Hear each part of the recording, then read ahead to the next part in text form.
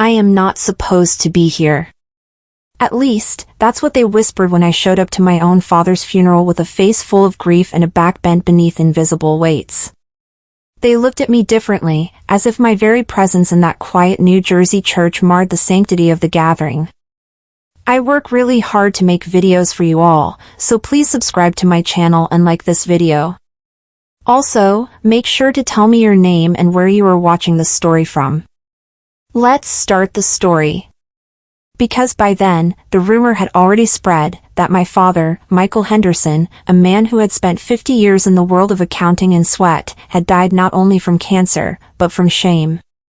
They whispered that he had left behind debts, terrible and unspeakable debts, that would chain us Henderson women, my mother, my sister, and me, into disgrace for years. The whispers were, of course, lies. I knew it. My family knew it.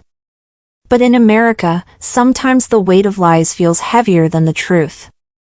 I should have spoken up then, on that first day when I felt the poison in the air. But grief clamped my throat shut. And by the time I found my voice, the smear campaign had grown far larger than I could have anticipated. What I could not have imagined at that funeral, dressed in black, staring at my father's photograph, was that months later, I would dedicate my life to burning the men who did this to us. They destroyed our name, our peace, and the very fabric of our family. And in doing so, they created me, the woman who vowed revenge. My father never taught me to distrust people. He always believed humans, inherently, leaned toward honesty. Which, looking back, may have been his greatest mistake. He had worked tirelessly, a modest man in the suburbs of Newark. He had no mansion, just a sturdy colonial home on Maple Avenue, a wife who baked too much bread, and 2 daughters who believed he held the stars themselves in his palm. But after his diagnosis, pancreatic cancer, quick and ruthless, he began to go through his paperwork, arranging things. He sold his car, refused expensive treatments beyond what insurance covered, and kept repeating, "I won't leave you girls burdened." That's why it was all the more devastating when, 2 weeks after his death, eviction warnings and credit notices began arriving in our mailbox. According to the letters, my father had taken out enormous loans, through 3 different shadowy networks, and had yet to pay a cent. According to the attached evidence, he'd gambled money he didn't have, forged signatures, and even falsified ledgers in his accounting practice. According to every creditor, we were responsible now. But I knew my father. That wasn't him. Someone had set him up. At first, my mother, always frail with nerves, clutched the letters as though they were holy scripture. She asked me, "Could it have been true, Ellie? Could your father have lied to us?" Her broken expression made me angrier than I'd ever been in my life. "No," I said. "He didn't do this. And I'll prove it." That was the beginning. At first, I thought it would be easy, just call the bank, demand paperwork, prove documents were forged. But my father hadn't dealt with traditional banks. These debts were tied to institutions I'd never heard of: Patriot Capital, New Horizon Lending, Stonewall Financial. Their websites looked clean and corporate, but something about them felt wrong. When I called Patriot Capital, the representative on the phone recited numbers in a cold monotone, insisting my father had borrowed $500,000 3 years prior to his death. Impossible, I snapped. He'd barely made $90,000 a year, total. "Ma'am," the man said in a tone of rehearsed indifference, "if you fail to comply, collections will escalate. These debts are binding and proven." Collections did escalate. Harassing calls day and night. Letters at the door. Even my workplace, an advertising agency in Manhattan, received calls claiming I was covering up fraud. And then I saw it, posts on social media, comments on old church live streams, articles on shady blogs. Local accountant dies under shame of fraud. Henderson family owes millions in gambling debt. The family you thought you trusted is rotten. The more I tried to push back, leaving comments, emailing newspapers, the more oxygen I gave the fire. My mother stopped leaving the house. My younger sister, Violet, dropped out of college in humiliation. Our family name was Mud. That was when my grief turned into rage. Someone was orchestrating this.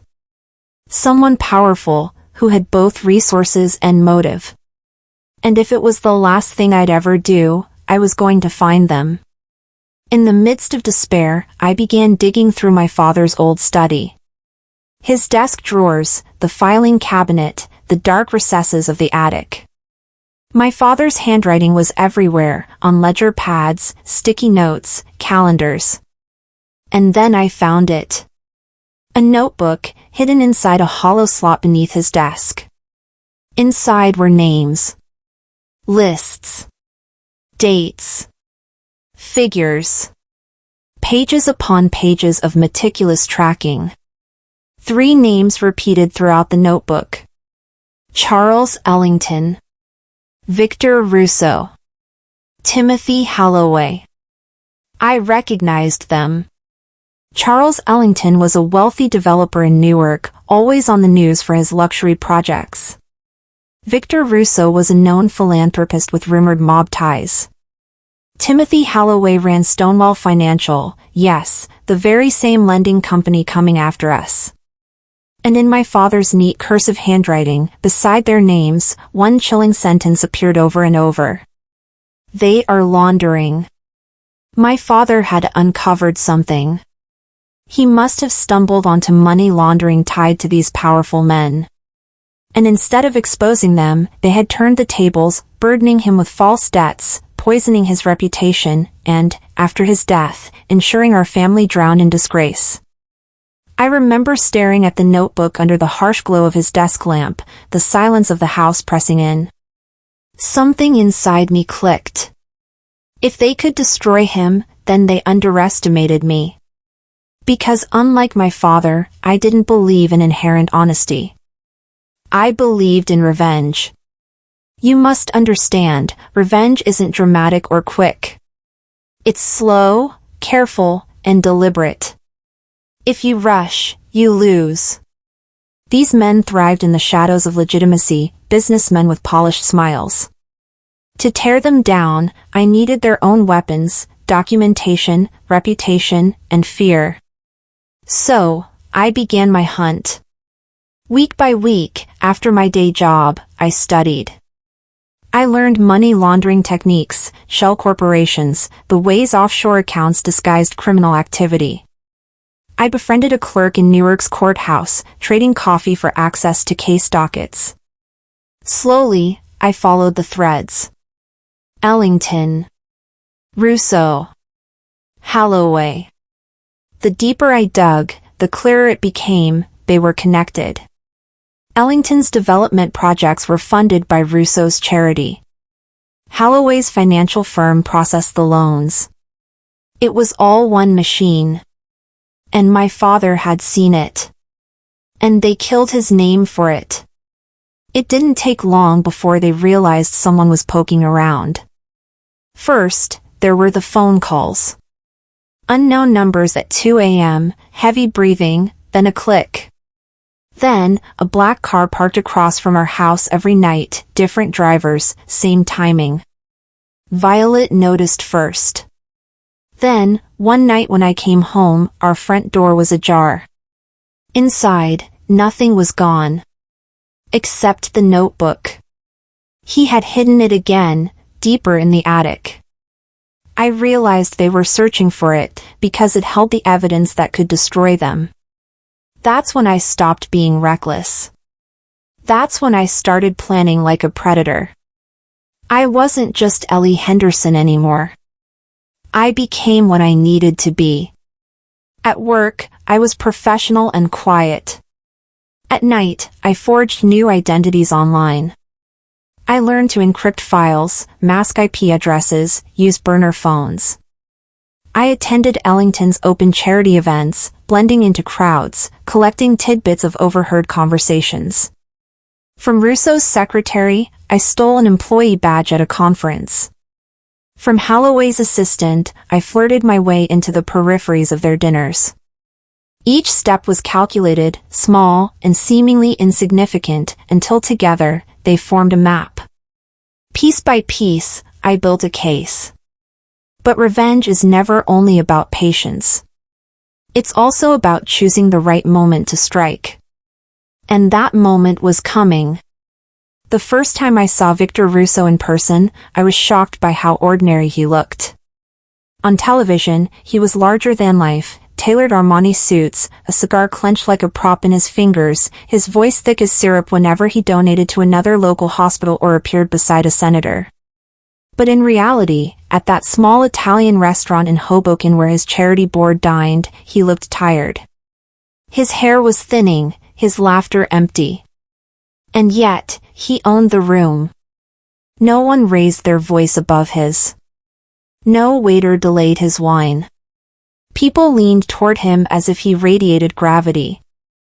I sat 3 tables away, dressed in the kind of sleek business attire my boss wore daily, borrowed confidence.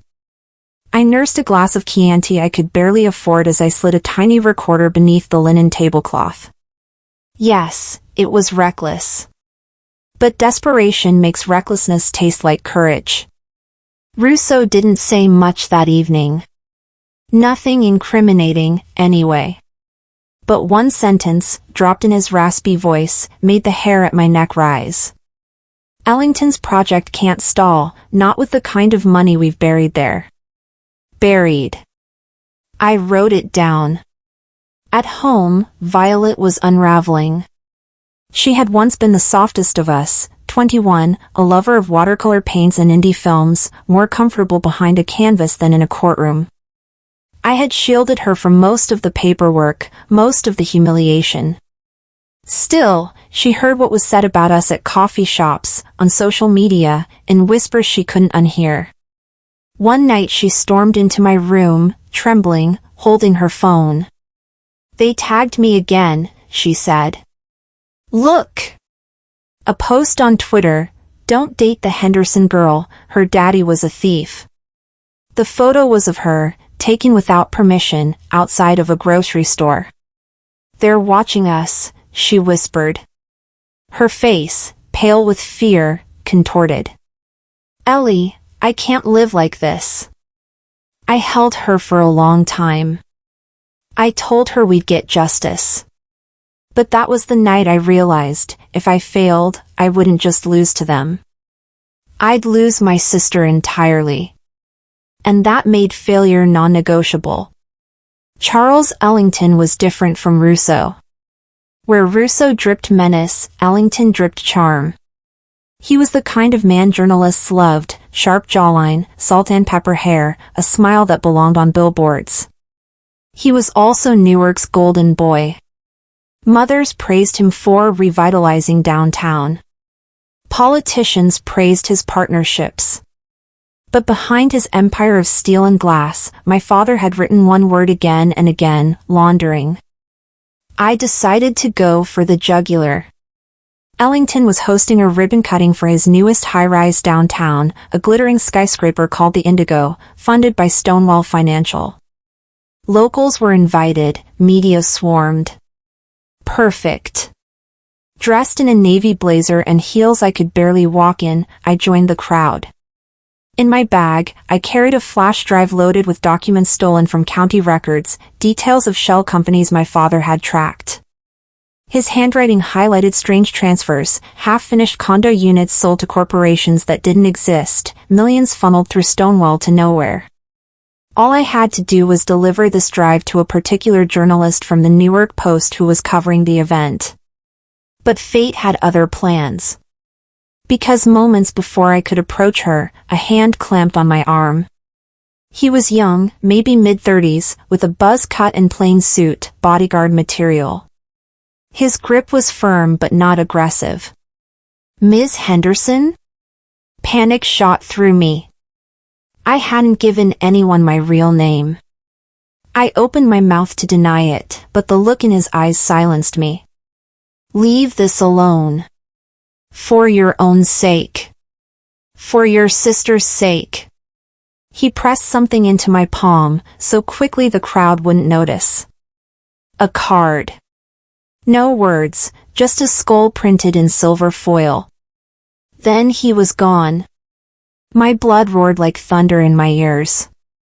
They knew who I was. They knew what I was doing. And they wanted me afraid. For one breathless moment, I considered disappearing, taking Violet and my mother to another state, another life. But then I looked up at the glittering indigo tower. My father's face flashed in my mind, his integrity, his heartbreak. No. I wasn't going to stop. Fear, I decided, could be used as fuel.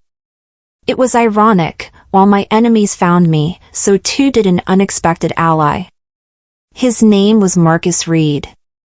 We met in the courthouse basement, where I was scouring foreclosure records tied to Ellington's companies. He was a legal assistant, tall, quiet, wearing glasses too large for his face. He noticed me copying page after page onto a USB stick one late night. Instead of reporting me, he leaned against the file cabinet and said, "You're Henderson, aren't you?" My spine went cold. But then he smiled faintly. "I knew your father. He helped me once. When my mom was being evicted, he went through her landlord's books for free. Found accounting irregularities. Saved us." His words made my throat ache. "I believe he was innocent," Marcus quietly added. "And if you're digging into Ellington, Russo, or Holloway, I want in." My first instinct was to push him away. Involving others was dangerous. But Marcus came with skills I didn't have: intimate knowledge of legal systems, contacts in judiciary offices, the ability to slip documents past red tape. Slowly, I let him in. And for the first time since my father's death, I didn't feel entirely alone. The real breakthrough came when Marcus uncovered sealed records about Holloway's Stonewall financial firm. Through a legal loophole, we accessed documents revealing that Stonewall had loaned billions to shell corporations. One company, Blue Fern Holdings, stood out. On paper, it was a small consulting agency. In reality, it received $20 million in loans, none of which were repaid. Guess who signed for Blue Fern Holdings? Charles Ellington. Here it was.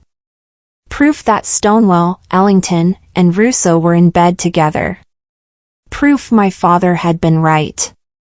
But proof alone wasn't enough. These men controlled narratives. If I went to the police with this, it would disappear.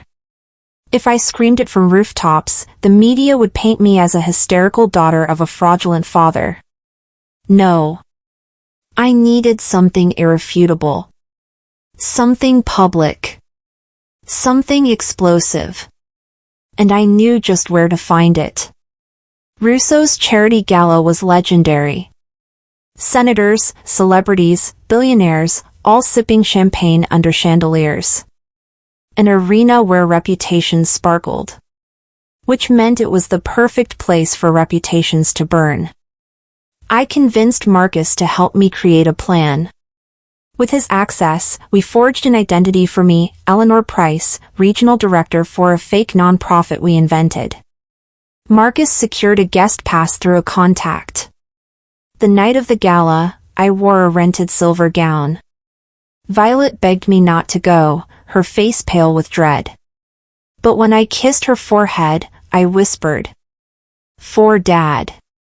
Inside, the hall shimmered with wealth. Russo himself mingled, Ellington laughed with a senator, Holloway smirked near the bar. Everything about them radiated untouchable power. But strapped to my thigh beneath silk fabric was a small device, a transmitter linked to speakers Marcus had connected into the gala's sound system hours earlier. And in my clutch, a flash drive containing not only the financial records, but recordings of Russo, Ellington, and Holloway discussing buried money and clearing debts. All I had to do was wait for the right moment. They were toasting when I stepped forward. My heart tried to claw out of my chest. Sweat clung to my palms. But as Russo lifted his glass, I pressed the transmitter. And the sound of his own voice, months ago at that Hoboken restaurant, echoed through the gala. Ellington's project can't stall, not with the kind of money we've buried there. The room froze. Then came the next clip, Holloway, on a call Marcus had intercepted from Stonewall. Bluefern's just a funnel. We push the loans, Ellington signs, Russo launders. No one traces it. Gasps rippled like waves. Guests turned, confused, horrified. Cameras flashed. Ellington's face turned the color of ash. Russo cursed. Holloway's glass shattered in his grip. For one breathless, perfect moment, the power shifted. They were exposed. Security lunged for me, but Marcus, waiting at the entrance, triggered the fire alarm. Sirens blared, sprinklers poured water across silk and diamonds. Guests shrieked, scattering. In the chaos, I slipped out a side door with Marcus. Heart hammering, mascara running down my face, I clutched the empty transmitter in victory. For the first time in months, I felt the weight lift. But revenge, I would learn, never ends in a single blow. Because within 24 hours, Russo struck back. And he didn't go for me. He went for Violet. When I came home that night after the gala, the night I thought I had won, I found the front door wide open. The house was silent. My chest tightened. Violet? I whispered. No answer. I ran through every room. The living room was overturned, the glass coffee table shattered. Her art supplies were scattered like fallen soldiers, brushes broken, canvases ripped. My mother sat trembling in her chair, clutching the phone that dangled uselessly in her lap. They took her, she choked out. Men in black suits. Said she had to come with them. Said they'd bring her back if you stopped. The world tilted. My little sister, gone. Russo's retaliation had been swift and merciless. That was the first time in my life that fury wholly outweighed fear. They've taken the wrong girl, I whispered to myself. They wanted to scare me. Instead, they've signed their death certificates. I knew where they would take her. Russo wasn't creative, his power always rested in intimidation, not subtlety. Marcus agreed. He'll keep her close to his power. Somewhere he feels untouchable, but out of public eye. There were 3 possibilities: his warehouse near the docks, his private club in Bayonne, or Ellington's half-finished condo high-rise, the Indigo. I called everyone I could think of, contacts I'd bribed, people who hated Russo, janitors, and bartenders who owed favors.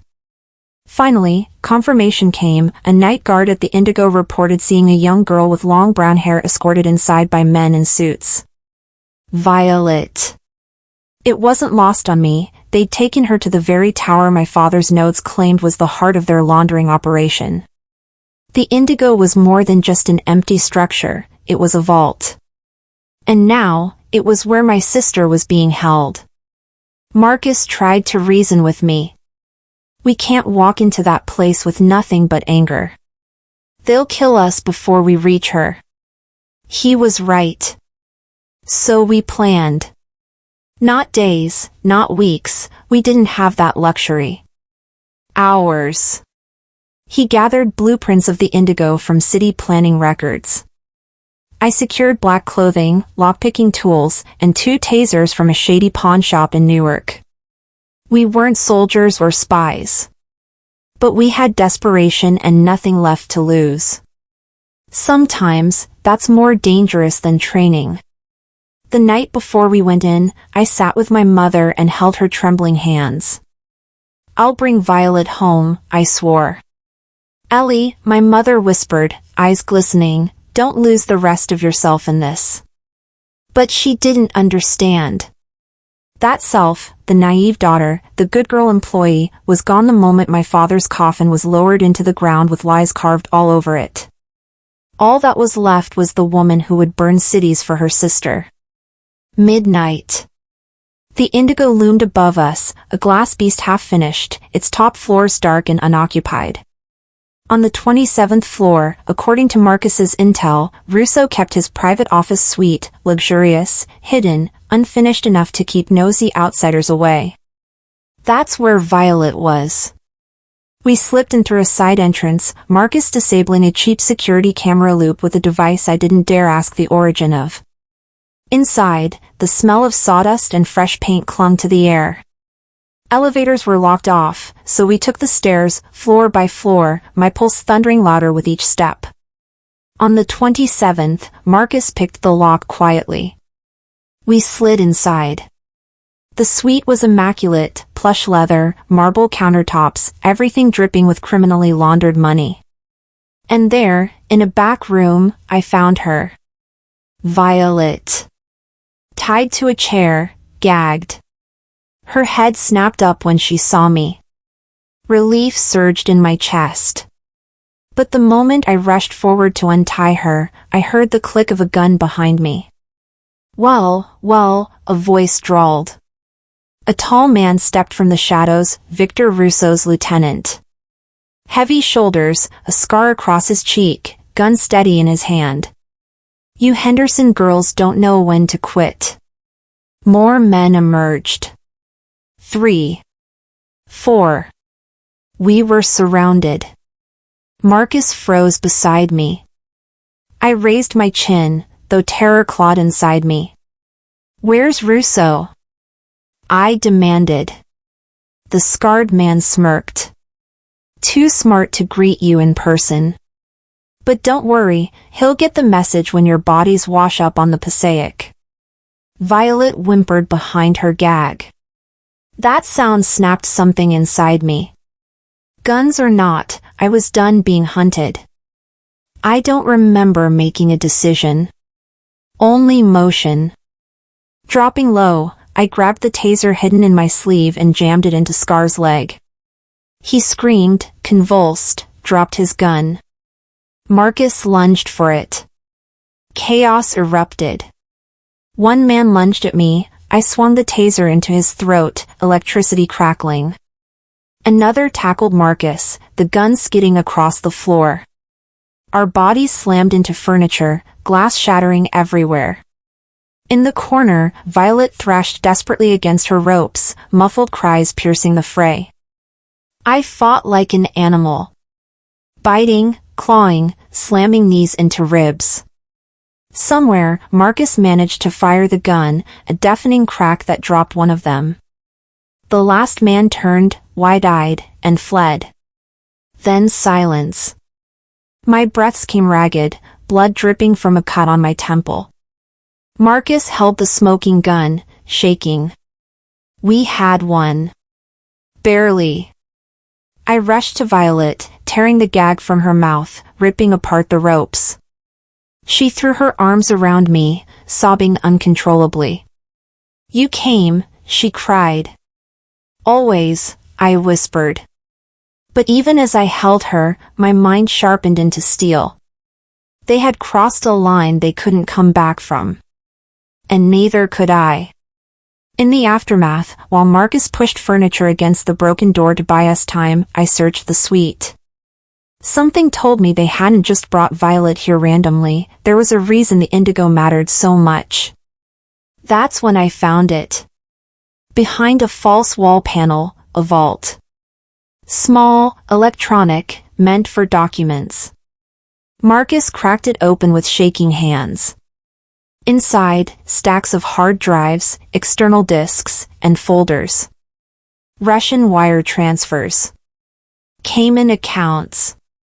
Contracts signed by Ellington, Russo, and Holloway, concrete proof of laundering beyond anything my father had ever uncovered.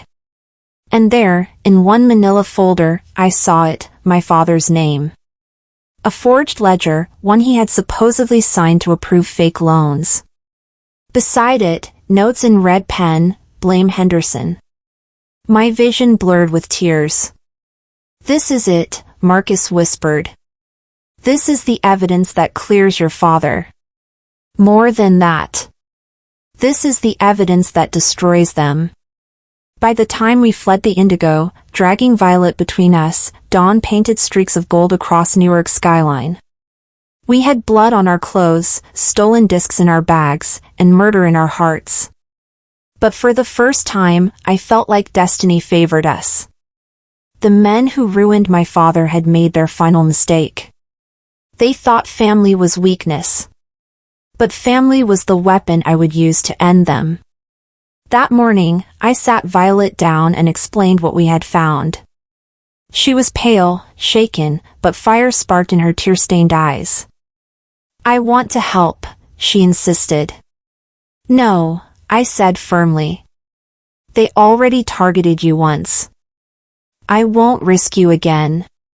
Her lips trembled, but she nodded. She understood. Marcus, however, refused to back down. "We have enough to bury them," he said. "But only if we strike fast. Otherwise, they'll strike harder." He was right. With these files, we could go to the FBI, maybe the IRS. But part of me held back. Men like Russo and Ellington had money and friends in high places. What if the evidence disappeared, bought off like everything else? No. I couldn't trust institutions. I had to burn their reputations in the same way they burned my father's. Public. Loud. Unstoppable. So I began planning the final act of revenge. The war was no longer in the shadows. It would be out in the open. I didn't sleep for 2 days. The documents we pulled from the Indigo sat spread out across my bedroom floor like puzzle pieces of a dark empire, forged ledgers, shell corporations, wire transfers, secret accounts. Every line screamed corruption. Every page was another nail in their coffins. And yet, what haunted me most was my father's name scribbled across those lies. They had murdered his reputation as systematically as they laundered their blood money. I wasn't just going to expose them. I was going to bury them the way they buried him, publicly, mercilessly, and with no chance to claw their way back. Marcus argued we should hand everything to the FBI. They can build a case. Indictments, trials, it'll stick. He meant well, but he still believed in institutions. I didn't. Institutions had failed us already. The police laughed in our faces when the debt collectors came. Newspapers printed the rumors without fact-checking. Politicians posed with Russo at ribbon cuttings while my mother hid inside her own house in shame. No. They wouldn't save us. "We're taking this directly to the people," I said. Marcus hesitated. He was cautious, cerebral, not built for flames. But when he looked at me, saw the unflinching certainty in my eyes, he nodded. "How?" he whispered. I smiled bitterly. "The same way they destroyed us, with a story." I tried to shield Violet, but she was stubborn. After what she endured in the Indigo, she wanted blood as much as I did. "You can't lock me out," she said, her voice trembling but full of steel. "They took Dad's name. They tried to take me. I won't just sit here while you and Marcus fight for him without me." It was the first time I had seen her eyes so sharp. Gone was the dreamy painter. What stood before me was a woman shaped by trauma, hungry for justice. Against every instinct, I agreed. She would help, not on the front lines, but where her skills mattered. Violet was an artist, and reputation warfare was art as much as war. Together, the three of us built the plan. The gala had been chaos, but it wasn't enough to finish them. Now, we had something stronger, their own files. We created a website, front-facing simple, but encrypted in the back. Violet designed the visuals, sleek, bold, unignorable. On the homepage, in white letters over a black screen, were the words, "The truth about Russo, Ellington, and Holloway." Beneath, scanned documents, voicemail recordings, screenshots of wire transfers, a timeline annotated with my father's notebook pages, showing exactly how they used him as a scapegoat. But web traffic wasn't enough. These men owned the internet spin machine.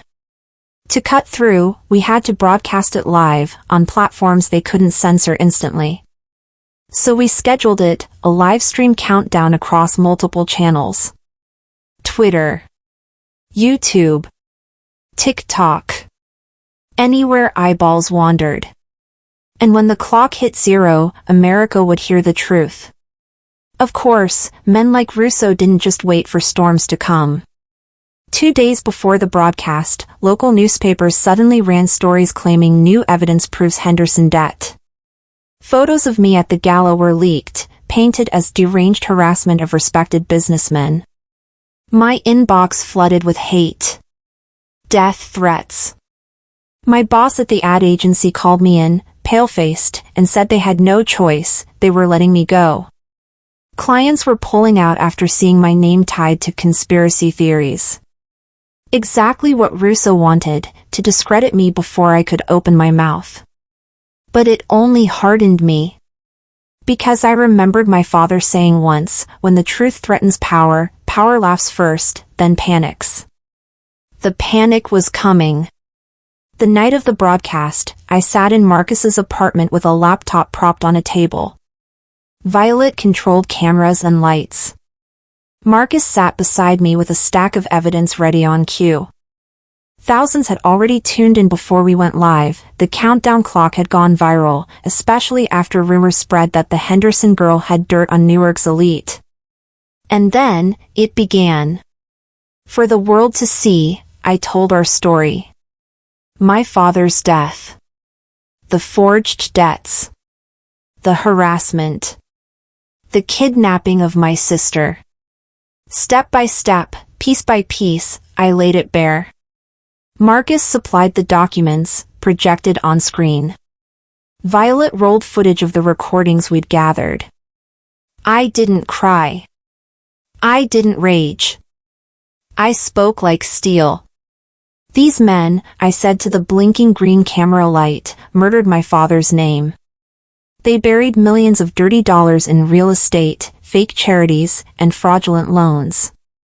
And when he tried to stop them, they made him their scapegoat. But I am not my father. I don't forgive betrayal. And then, clip after clip. Russo's voice. Holloway's contracts. Ellington's forged signatures. The Cayman accounts. The hard drives we stole. The live comments exploded. Is this real? Holy S******. I knew Ellington's towers were dirty. Journalists began sharing links in real time. Hashtags trended. By the time we finished, 150,000 people were watching live. And I ended with this. You tried to bury my family. But the truth has teeth, and tonight, it's biting back. Then we cut the stream. Within 24 hours, chaos descended. Mainstream outlets picked it up. FBI spokespeople refused comment but confirmed they were reviewing documents. Protests broke out downtown, small but noisy. People demanded to know if their mayor had taken money from Russo. For the first time, Russo's face wasn't smiling on TV. It was grim, sweating under media lights. Ellington canceled appearances. Holloway disappeared from public altogether. We had struck the empire at its core. But victory is never clean.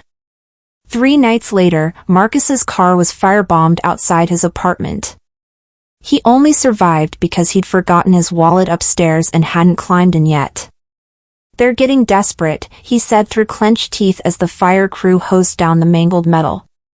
His glasses reflected the flames. Violet trembled. I pulled her close. We shook them, I told her. This is what panic looks like.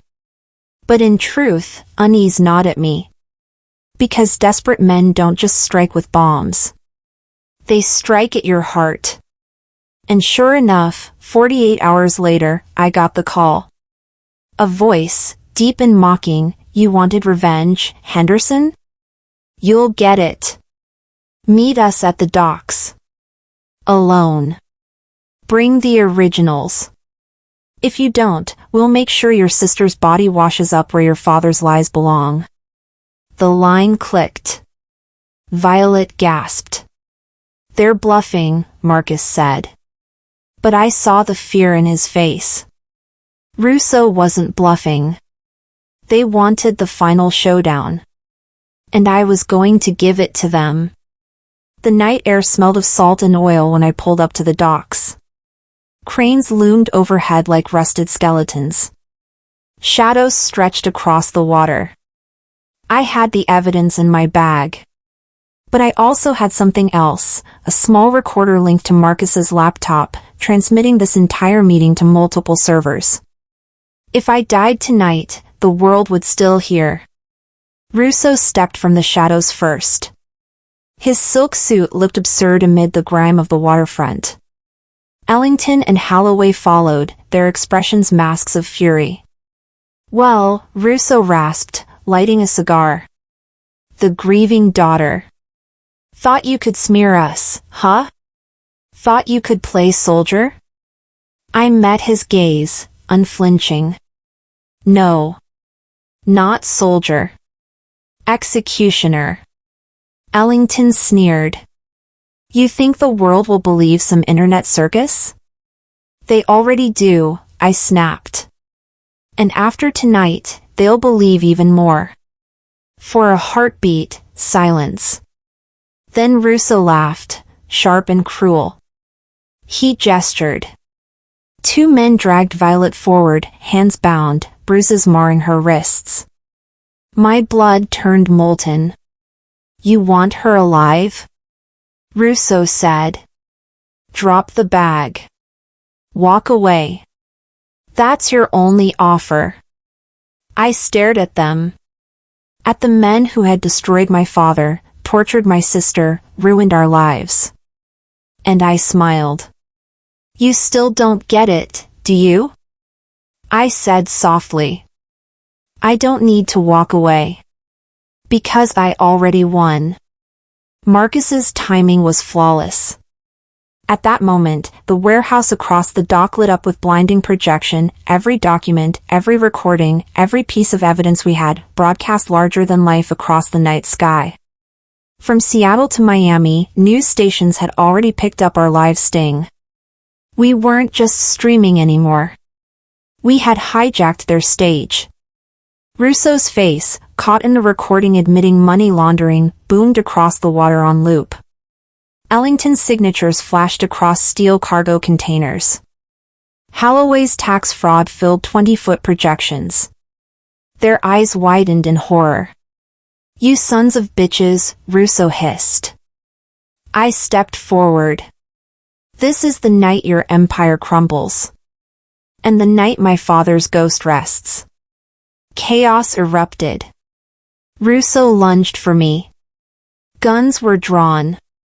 But Marcus had brought backup, journalists, activists, even off-duty cops sick of being silenced. They surged from the shadows, cameras rolling, catching every second. The dock became a war zone of light, cameras, and fists. For once, the Hendersons weren't prey. We were the fire. By dawn, the headlines were global. Newark tycoons exposed in massive laundering scandal. Video showdown at the docks goes viral. Russo, Ellington, Holloway under federal investigation. FBI raids tore through their offices. Accounts were frozen. Politicians scrambled to distance themselves. Arrest warrants followed within weeks. And just like that, the men who smeared my father's name were reduced to what they always were, criminals, stripped of their masks. People asked if I felt vindicated. Some called me a hero. Others called me reckless. But I didn't care what they called me. Because Violet was safe. My father's name was cleared. And for the first time since burying him, my mother sat at the kitchen table without flinching at the mailbox. That was the victory. But vengeance, it doesn't heal. It scars. Even now, months later, when the trials drag on, when the public glare fades, I feel the darkness still inside me. The part of me that clawed, schemed, and burned until the guilty fell. Maybe that will never leave. But when I close my eyes, I see my father's smile, not twisted by shame, but proud again. And that is enough. The courthouse smelled of dust and bleach. That sharp, sterile scent clung to the air as cameras flashed outside, capturing what remained of Ellis Russo, Charles Ellington, and Timothy Holloway. They didn't look like titans anymore. Russo shuffled into the courtroom in an orange jumpsuit, his once proud shoulders bent. Ellington, thinner, with his lawyer whispering frantically into his ear, kept pulling at his cuffs as though they burned him. And Holloway, a man who once laughed about funneling loans with the ease of a schoolyard game, sat pale and silent, a ghost in a suit 2 sizes too big. I sat in the back row, unseen among the crowd. Violet sat beside me, clutching my hand, her nails digging into my palm every time the prosecutor displayed another document we had unearthed, the same documents that once weighed like bricks on my bedroom floor. When the recording of Russo's voice played in open court, Ellington's project can't stall, not with the kind of money we've buried there, Violet gasped quietly. I squeezed her hand. It was the same sentence that had lit my fuse all those months ago. The same arrogance my father had discovered too late. Now it echoed not in smoky back rooms, but in a federal trial that would seal their fate. The judge's voice was steady when she addressed the court. These forged ledgers were intentionally falsified to indict an innocent man, Mr. Michael Henderson, whose family was harassed, stalked, and defamed as a result.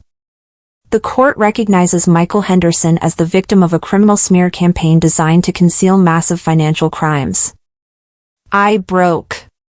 Silent tears streaked my face as her words unfolded, each one a blade cutting through months of lies. Therefore, she continued, a public correction will be issued to clear his name. The record of debts is hereby voided as fraudulent. The debts imposed on the Henderson family are declared baseless. My mother, sitting a few rows ahead, collapsed into tears she could no longer hold back. For the first time in so long, they were tears of release, not despair. My father's soul could finally rest. People love neat endings. They want victories clean and shiny, villains hauled away, heroes standing tall. But life isn't neat. Yes, the empire crumbled. Yes, our family's name was restored. Yes, the press rebranded us, the Henderson women who fought giants. But the truth? Revenge leaves scars. Marcus quit his job at the courthouse. He said he'd seen too much of justice's machinery grinding slow, choking under wealth. He still visits us, checking in like the quiet, awkward brother I never knew I needed. But I see the wear in his eyes. He knows what violence costs. Violet tries to paint again. Her canvases are darker now, the sky always storming, houses tilted at odd angles. Yet sometimes I catch her smiling in the sunlight, her brush moving gentle strokes across new beginnings. And me? I still wake at night to phantom footsteps outside my window.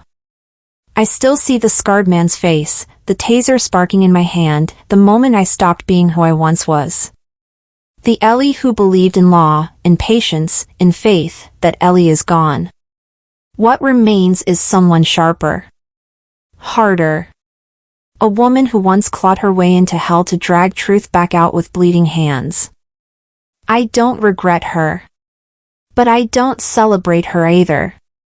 One evening, months after the sentencing, I sat in my father's study, the same room where I first found his hidden notebook. The desk still smelled faintly of cedar. His handwriting filled the pages of his old ledgers, steady and neat, as if he'd written his way to immortality. I lit a small candle, something my mother had placed by his photo. And for the first time in what felt like centuries, when I pictured him, I didn't see him sick, or burdened, or broken by lies. I saw his smile. Lopsided, gentle, proud. Maybe it was a trick of memory. Maybe it was wishful thinking. But in that moment, I felt something lift from me, all that weight, all that anger burning into ember instead of flame. Revenge had lit my path. But it was justice that closed the circle. So here I am, telling this story at last. The story of a daughter who refused to be buried under false debts. The story of a family hunted, broken, but never fully destroyed. The story of 3 men who learned too late that ghosts with evidence make for the worst kind of enemy. Some people say vengeance is poison, that it rots you from the inside. Maybe that's true. But poison can also burn through corruption, fast and merciless, until only the truth remains. They built prisons for money, for greed, for fear. I built mine for them, with words, with fire, with proof carved from their own lies. And now, as I walk past the courthouse where their empire died, I whisper only this. Dad, we won.